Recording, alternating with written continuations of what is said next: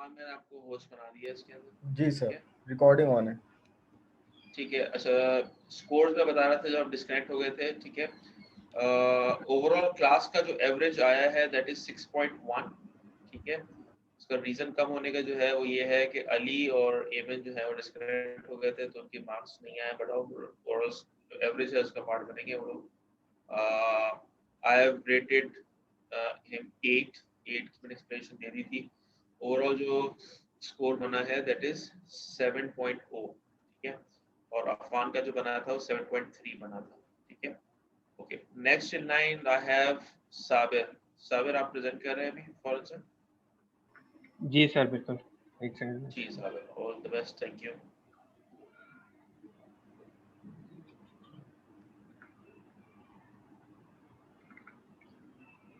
सबसे पहले तो सर मैं ज़रा एप्लीकेशन का के बारे में जो है जिसका मैं SRS अभी दे रहा हूँ, प्रेजेंटेशन दे रहा हूँ, उसके हवाले से कुछ ब्रीफिंग दे दूँ। ये ज़ेबडेस लर्निंग मैनेजमेंट सिस्टम है जो एक तरह की जो है हमारी एकेडमिक से अटेंड करती है। इसमें ज़्यादातर चीज़ें जो है हमें जो भी पेपर वर्क इन्वायरमेंट है, पेपर वर्क है हो रहा है कुछ इंस्टीट्यूट्स में, उनको ऑटोमेट करना और प्योरली पेपरलेस इन्वायरमेंट से जो है वो इंट्रोड्यूस करवाना है। ये एक हैजल फ्री एप्लीकेशन होगी जिसके थ्रू कोई भी जो है एकेडमिक इंस्टीट्यूट जो है फ़ायदा हासिल कर सकता है। इसमें कुछ कैटेगरीज हैं जो डिफरेंट मॉड्यूल्स डिफरेंट डिपार्टमेंट्स में एंटरटेन होती है, जैसे कोर्स रजिस्ट्रेशन, उनको ऐड करना, ड्रॉप करना, उनकी डिटेल इंफॉर्मेशन, उसके फाइनेंशियल्स, उसके स्टूडेंट्स के रिकॉर्ड्स, स्केजुअल मॉड्यूल और SMS सर्विस। अब मैं आ जाता हूँ अपनी बेसिक SRS पे।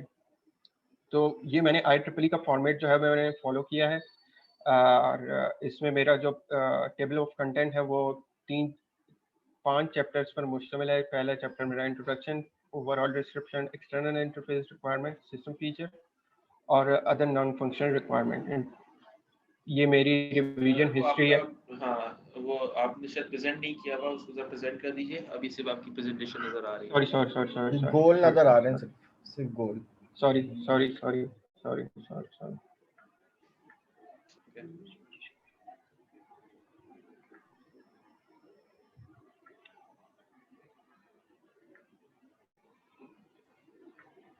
Sorry guys, I'm really sorry. I forgot to share this SRS. तो मैंने बेसिकली जो है वो IEEE के फॉर्मेट को फॉलो करते हुए अपना SRS डिज़ाइन किया है। इट्स अ वर्जन 1, और इसमें मैंने जो है मेरे 5 चैप्टर्स हैं, introduction, overall description, external interface requirement, system features और दूसरे अदर नॉन फंक्शनल रिक्वायरमेंट। ये मेरा एक छोटा सा रिवीजन हिस्ट्री का जो है टेबल है, जिसमें अगर कोई भी मेरी चेंजेस आती हैं SRS में तो वो टाइमली अपडेट होंगी। और इस SRS को ब्रीफ करने से पहले मैं एक चीज़ क्लियर कर देना चाहता हूँ, क्योंकि ये एक इन हाउस डेवलपमेंट है, तो जो भी इसकी रिक्वायरमेंट है टाइमली जो है वो मैनेज होती रहेंगी, और इस पर कोई सच हार्ड एंड फास्ट रूल नहीं है कि आपको जो है जैसे ही रिक्वायरमेंट दी गई है और उसी वक्त ही जो है आप हमें उसको डिज़ाइन करके हैंड ओवर करें।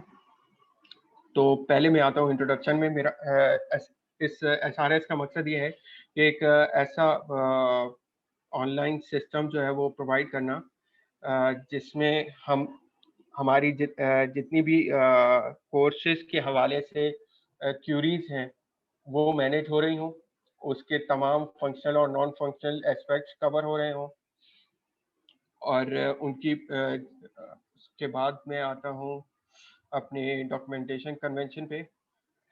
इसमें मैंने डॉक्यूमेंटेशन कन्वेंशन कुछ यूज़ किया है, DB शॉर्ट फॉर्म और फुल फॉर्म के हवाले से। हमारी इंटेंडेड ऑडियंस जो है इसमें ये प्योरली जो है टीम के लिए बनाया गया है, जो हमारी जितनी भी टीम्स हैं, और इसमें थोड़े बहुत स्टेक होल्डर्स यानी जो भी डिपार्टमेंट वाइज यूजर्स इनकॉर्पोरेट होंगे उनके लिए है, if those are technical.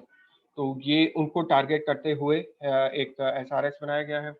Product का स्कोप ये है कि एक ऐसा सिस्टम बनाया जाए जिसमें स्टूडेंट्स तमाम जो चीज़ें जो है हमारी वो एक course registration academics wise queries पूरी प्रॉपर्ली हैंडल कर सकें, कोर्स रजिस्ट्रेशन से लेके डिग्री की क्लियरेंस तक।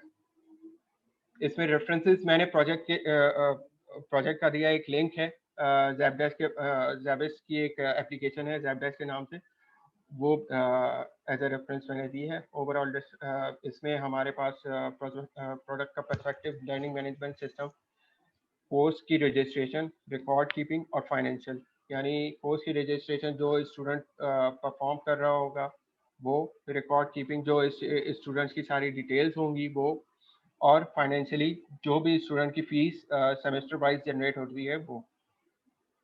प्रोडक्ट की फंक्शनलिटी पे आप आ जाते हैं, प्रोडक्ट फंक्शन पे, कि एक ऐसा पेपरलेस एनवायरनमेंट क्रिएट किया जाए जो मतलब एक पेपर वर्क सारा एक किसी भी इंस्टीट्यूट पे चल रहा है, एक लेगेसी सिस्टम चल रहा है, उसमें हम इस SRS की को इम्प्लीमेंट करते हुए, इस SRS में मौजूद चीज़ों को इम्प्लीमेंट करते हुए हम एक ऐसा इन्वायरमेंट बना सकेंगे कि उसको बिल्कुल प्योरली ऑटोमेट वो हो जाएगा और वो पेपरलेस इन्वायरमेंट हो जाएगा।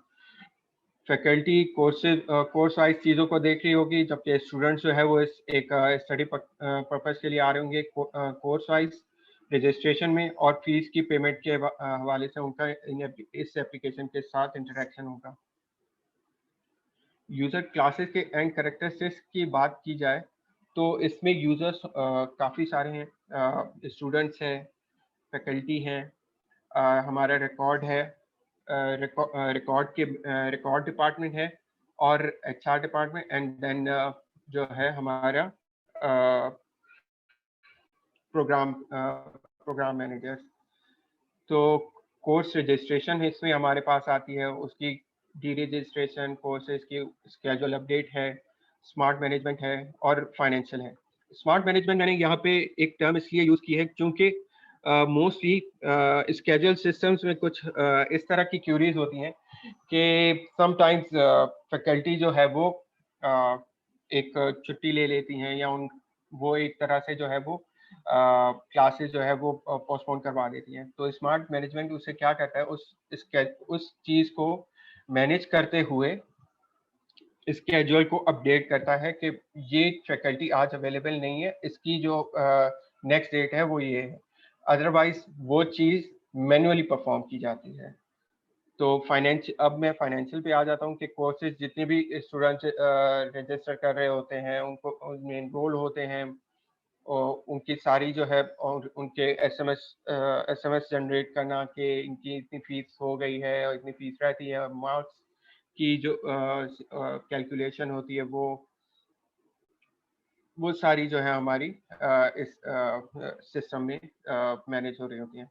इसमें हमारे पास डिफरेंट डिपार्टमेंट्स इन्वॉल्व होते हैं जो अभी इस वक्त इन हाउस डेवलपमेंट को देखते हुए, उस एनवायरनमेंट को देखते हुए डिज़ाइन किया गया है। उसमें हमारे पास एकेडमिक डिपार्टमेंट, प्रोग्राम मैनेजर्स हैं, फैकल्टी मेंबर्स हैं, record, finance, administration, HR and EDC।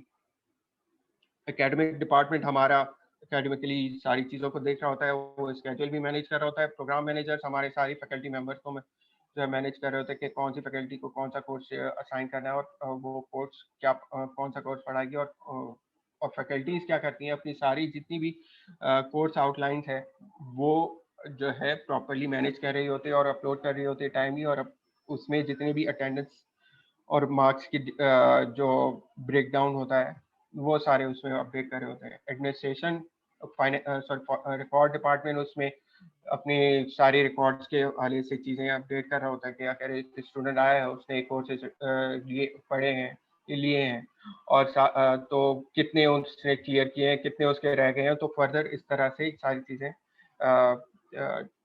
Till the clearance manage हो रही थी। क्लियरेंस में होता है कि मोस्टली डिपार्टमेंट वाइज उसे जो है वो जाना पड़ता है, हर एक डिपार्टमेंट से क्लियरेंस टीम पड़ती है।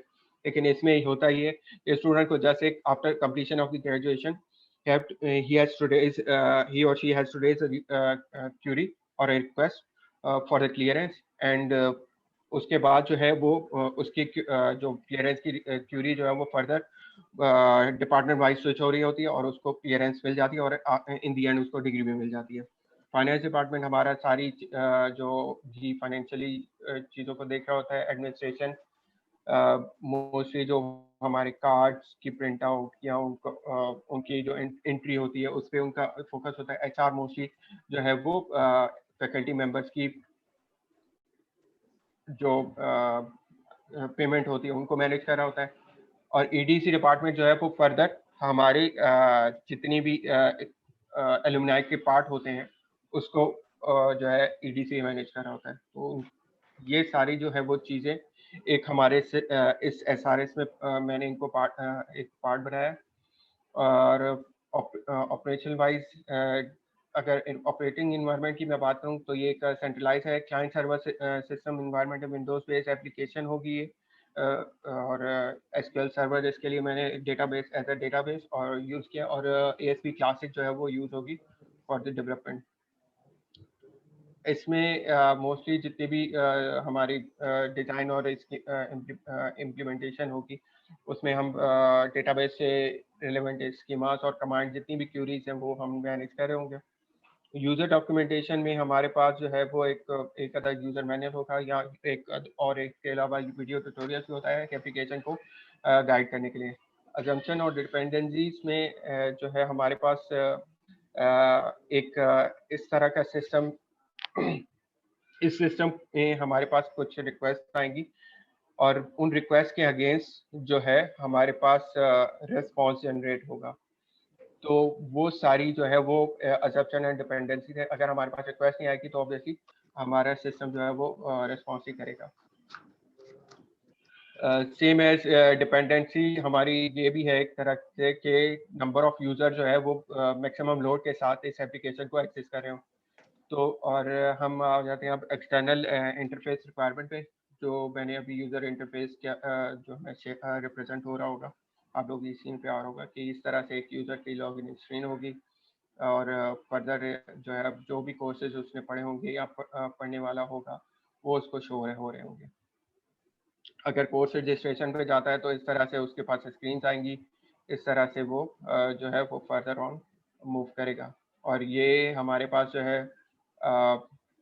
कुछ दूसरे यूज़र्स की भी स्क्रीन है कि इनके पास ये राइट्स होंगे और वो अपना जो है इन राइट्स को यूज़ करते हुए यूज़र को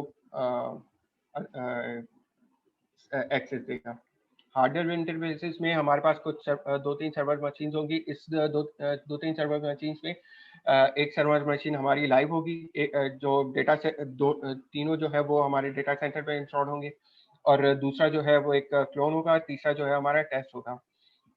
इन केस अगर हमारा जो है वो सिस्टम बैठ जाता है तो हमारा क्लोन एटलीस्ट उसका रेप्लिका जो है वो फिट एंड फाइन हो, जो आफ्टर लाइव को डाउन करने के बाद उसको अप कर जाए तो सिस्टम जो है वो ऑन ट्रैक आ जाए। और इस सारी चीज़ों को मैनेज करने के लिए हम डेटा सेंटर में हमने डिफरेंट फायरवॉल्स जो है वो भी इस हार्डवेयर का पार्ट बनाया है कि हम जो है सिक्योरिटी वाइज अपने फायरवॉल्स को बेहतर बना सकें और हम ताकि हमें उस चीज़ की नौबत ना आए कि हमें क्लोन को अप करना पड़े। सॉफ्टवेयर इंटरफेसेस में मैंने मोस्टली जो यहाँ पे इंटरफेसेस मैंने डिज़ाइन किए वो उसमें MS Visio का इस्तेमाल किया है। और अगर एप्लीकेशन वाइज मैंने आपको पहले भी बताया कि एएसपी क्लासिक और एसक्यूएल सर्वर मैंने यूज़ किया। कम्युनिकेशन इंटरफेसेस हम जो है इसको नेटवर्क क्लाइंट सर्वर होगी हमारी, कहीं से भी जो है वो इसे एक्सेस कर सकते हैं। अब आ जाते हैं हम इस सिस्टम के फीचर्स की तरफ। इसमें हमारे पास स्टूडेंट्स होंगे, कोर्स उनकी स्क्रीन्स होंगी, कोर्स वो ड्रॉप कर सकते हैं, ऐड कर सकते हैं, उनकी CGPA सारी इंफॉर्मेशन जो है वो उनके पास आ रही होंगी। तो क्या वो प्रोबेशन पे है, अगर उसकी पेमेंट जो है आउटस्टैंडिंग है तो वो भी सारी डिटेल्स उसकी स्क्रीन पे आ रही होंगी। फैकल्टी मेंबर्स के पास आई थिंक टाइम आपका हो गया। क्लास आपके पास do you have any questions?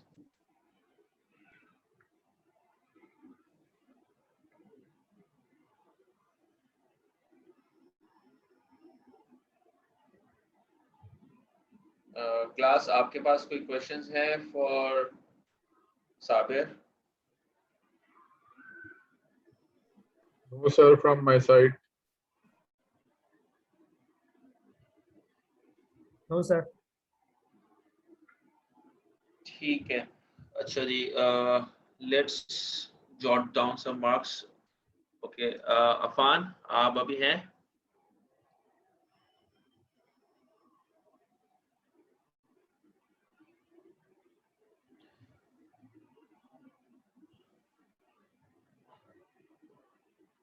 I think Afan just stepped out for a minute.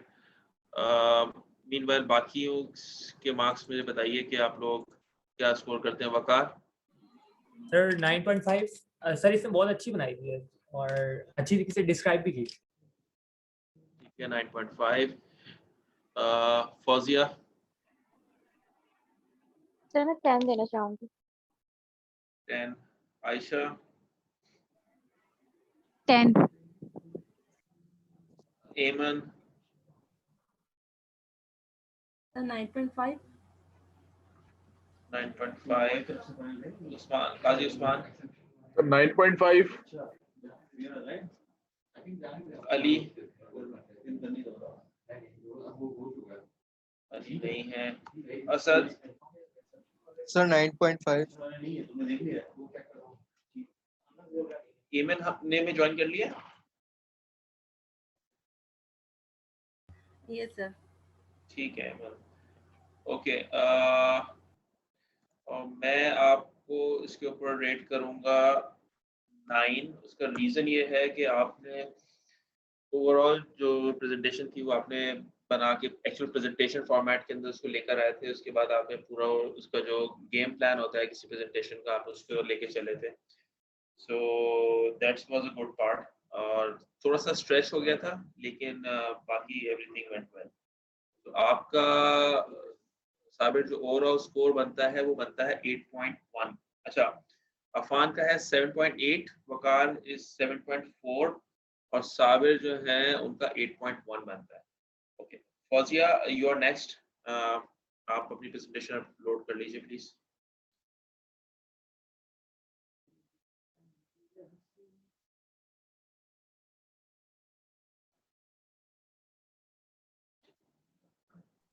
Sir मैं एक्चुअली अपना प्रोजेक्ट अपने लैपटॉप पे ओपन करने की कोशिश कर रही हूँ. क्या मैं इसके बाद वाले नेक्स्ट में दे दूँ? तब तक मैं चीजें ओपन कर लूंगी. ठीक है, मैं दे दूं जब तक. मैं देख लेता हूँ लिस्ट में. नेक्स्ट हमारे पास है आयशा. आयशा आप स्टार्ट प्रेजेंट कर सकती हैं.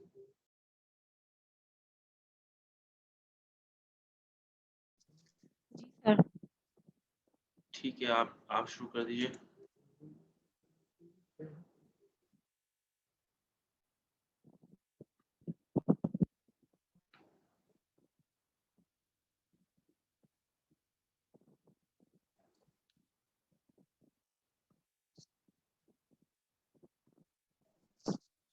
जी मेरी स्क्रीन शेयर हो रही है. जी, स्क्रीन नजर आ रही है. ओके. बेसिकली मैंने जिस पे ये SRS बनाया है, मेरा ऑनलाइन एग्जाम सिस्टम से रिलेटेड है मेरा.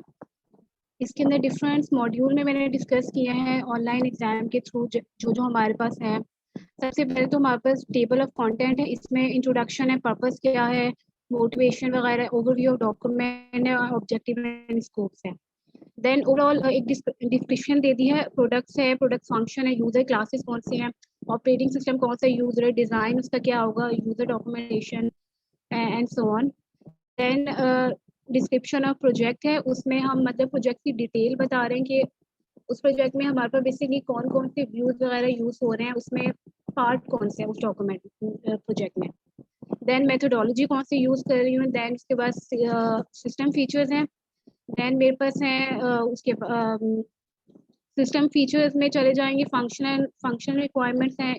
देन उसके अंदर पे एक्सटर्नल रिक्वायरमेंट वगैरह, नॉन फंक्शनल रिक्वायरमेंट वगैरह, क्वालिटी एट्रीब्यूट्स मैंने उसको डिफाइन किया है. फिर कंक्लूजन एंड फ्यूचर वर्क उसका क्या है. देन थोड़ी ग्लॉसरी में मैंने बता दिया, एनालाइज मॉड्यूल में बता दिया कि कौन कौन से मतलब अगर यूज केसेस हैं जो डिफरेंट मैं मॉड्यूल यूज कर रही हूँ उसके मेरे पास यूज केस कौन से हैं. अच्छा, इंट्रोडक्शन मेन यही है कि हमारे आजकल ऑनलाइन एग्जाम्स बहुत चल रहे हैं, हर जगह ऑनलाइन एग्जाम चल रहा है। कोई भी आप सर्टिफिकेशन करना चाह रहे हो उसमें भी ऑनलाइन एग्जाम। तो बेसिकली इस ऑनलाइन एग्जाम में ये है कि इसके पास मेरे इसमें 3 मॉड्यूल डिस्कस हो रहे हैं। एक स्टूडेंट है, एडमिनिस्ट्रेटर है, और हमारे पास जो भी एवोल्यूटर वगैरह है जो उसको कैसे लेके चलेंगे। और उसके बाद मेन पर्पस इस मोटिवेशन इसमें जो यूज़ करना चाह रहे हैं इस प्रोजेक्ट में हमारे पास .NET है, SQL है, CSS है, HTML है। .NET की आजकल हमारे जो भी हमारे प्रोजेक्ट्स वगैरह बनते हैं .NET पे बनते हैं। SQL तो मेन है, हर चीज़ में हमारे पास डेटाबेस यूज़ हो रहा है तो SQL पे ज़्यादा हैंड्स ऑन अच्छे होते हैं, क्वेरीज वगैरह। बाकी डिज़ाइनिंग के लिए CSS वगैरह HTML हमारे पास यूज़ हो जाएंगे। और इस डॉक्यूमेंटेशन का हमारा जो फॉर्मेट है IEEE है। फिर इस प्रोजेक्ट को यूज़ कौन कर रहा होगा, कौन-कौन इसके अंदर ऑडियंस वगैरह है, डेवलपर्स होगी, QA टीम होगी कि वो कैसे क्वालिटी एश्योरेंस वगैरह चेक वगैरह, देन डिज़ाइनर है। फिर इसको अगर ये हमारी अच्छी अ, अच्छा एक प्रोजेक्ट बन के निकलता है तो इसको मार्केट कैसे करेंगे, तो ये मार्केटिंग डिपार्टमेंट के अंडर चला जाएगा। देन COE मैनेजर्स वगैरह, कोऑर्डिनेटर वगैरह जो भी हैं वो इन्वॉल्व है। इसके अंदर ओवरऑल सिंपल वही है कि इसके अंदर functional and non functional requirements वगैरह बताती है कौन कौन सी है। ऑब्जेक्टिव आगे के जो भी हमारे स्टूडेंट्स वगैरह है वो पेपर कैसे अपलोड वगैरह करना है, उसको सेव करके टाइम को अपने सेव कैसे करना है, ये सब चीज़ें हैं। जो इसमें जो यूज़ कर रहे होंगे design educational institute like schools है, यूनिवर्सिटीज़ है, ट्रेनिंग सेंटर हैं। ट्रेनिंग सेंटर में जो हमारे एग्जाम्स होंगे सर्टिफिकेशन वगैरह के वो भी हमारे यूज़ हो सकते हैं। देन प्रोडक्ट्स के अंदर क्या है, इसके अंदर लॉगिन आ जाएगा, सिस्टम ओवरव्यू है, एग्जाम्स हैं, देन रिजल्ट है उसका सिंपल। फिर हमारे पास फंक्शन जो प्रोडक्ट फंक्शन है इसके अंदर एडमिनिस्टर है जो भी मैंने प्रीवियस बताया, देन टीचर और एवोल्यूटर है और स्टूडेंट्स हैं कि उनके काम क्या है। इस रजिस्टर में ये हो गया कि वो मतलब जो भी उसका टास्क होगा वो पेपर को ऐड कर रहा होगा, डिलीट कर रहा होगा, मॉडिफाई एग्जाम जो भी एग्जाम कर रहा होगा। टीचर वही हमारे क्या नाम है एग्जाम को ऐड कर रहा होगा, देन स्टूडेंट है वो अपलोड अपने पास करके देन उसके बाद जो भी उसने एग्जाम देना है वेरियस जो भी है वो उसको वहाँ पे अपलोड करेगा। देन यूजर क्लासेस पर ये जो भी प्रीवियस में बता चुके हैं, ऑपरेटिंग दिया दिस इंटरनेट बेस होगा जो भी होगा। देन डिज़ाइन एंड इम्प्लीमेंटेशन है, यूजर डॉक्यूमेंटेशन, असम्पशंस वगैरह बता दें कि इसके अंदर APIs वगैरह किस तरह है, कैसे हमारे पास क्या नाम है मैकेनिज्म वगैरह, एक्नॉलेज कैसे होगी, तो ये सब हम लोग कर रहे होंगे। Description of project base main ये है कि हमारे पास जो इसका जो main the idea to conduct entry test को कैसे हम डिफरेंट इंस्टीट्यूशंस में हम ऑनलाइन लेके जा सकते हैं।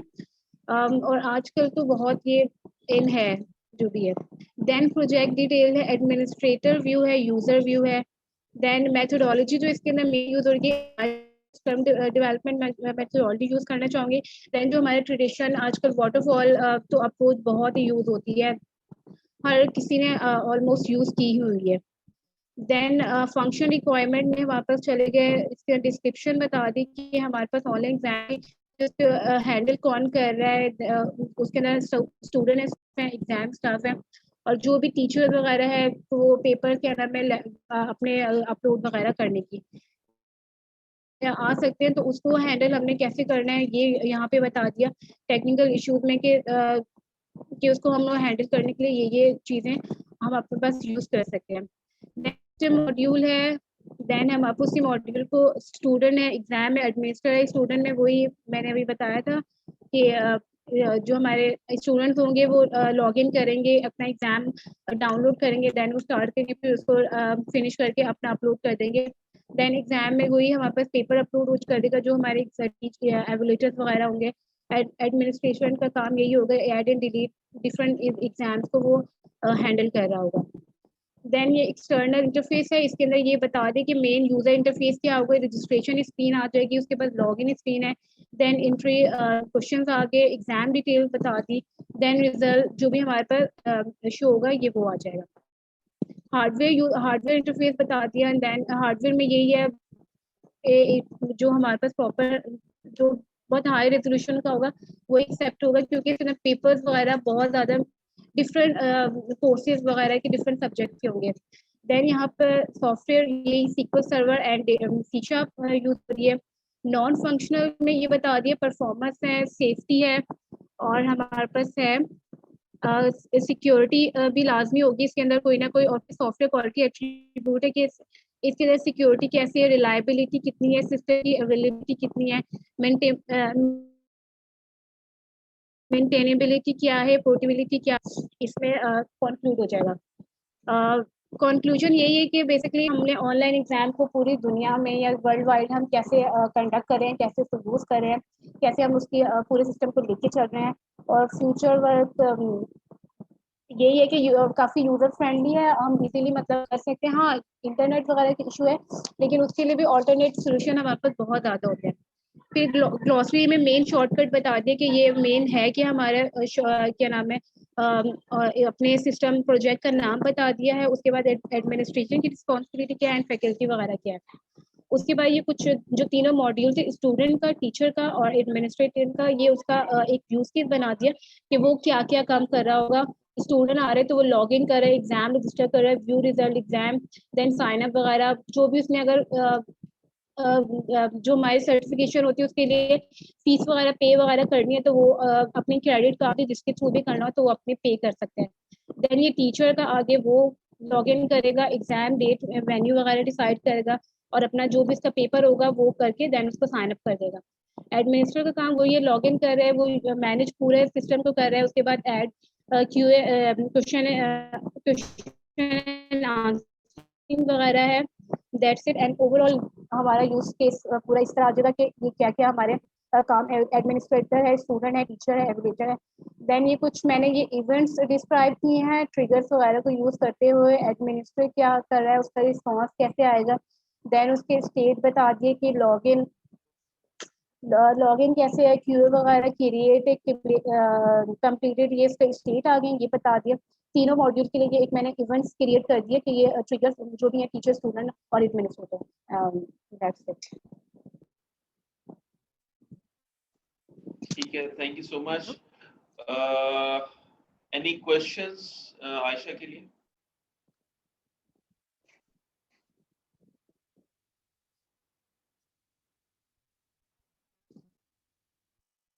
Class, any questions for Aisha?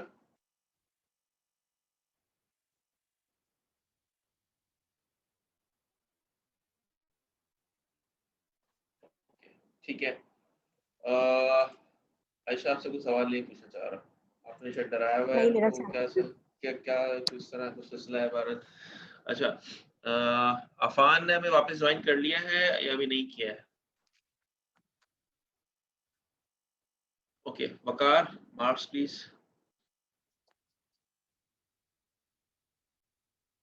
Sir overall बहुत अच्छी दी इन्होंने सर, लेकिन इनकी प्रेजेंटेशन बिल्कुल वैसी नहीं थी जैसे अफान ने दिया है। मतलब मुझे वैसा लग रहा था जैसे अफान वाला जो पेपर है वैसे ही है सब कुछ, और इन्होंने डिस्क्राइब अच्छी तरीके से किया, ये अच्छी बात है। तो मेरे ख्याल में 9.5 इज गुड।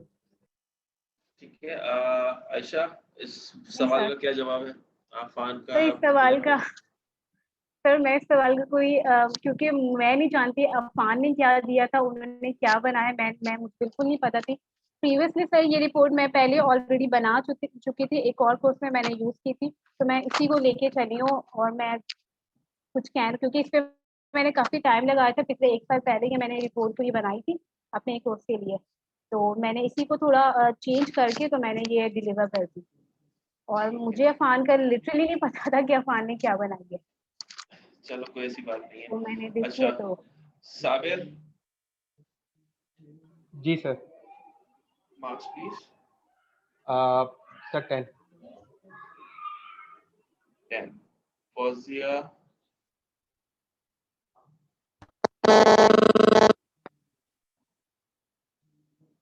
सॉरी आपकी आवाज नहीं आई, फौजिया दोबारा कहिए। सर मैं कह रही हूँ कि 10। ओके, एमन? सर 9। हाय काजी उस्मान 9.5. 9.5 Yes, sir. ठीक है अली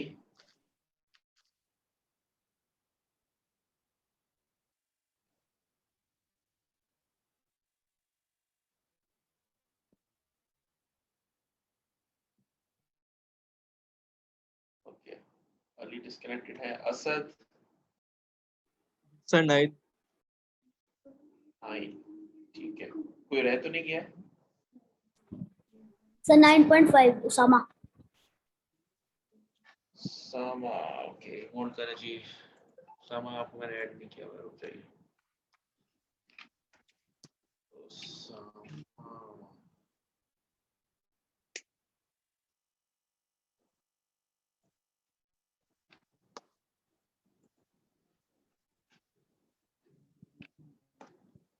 उसामा जी उसामा आपने क्या स्कोर किया इनको आयशा को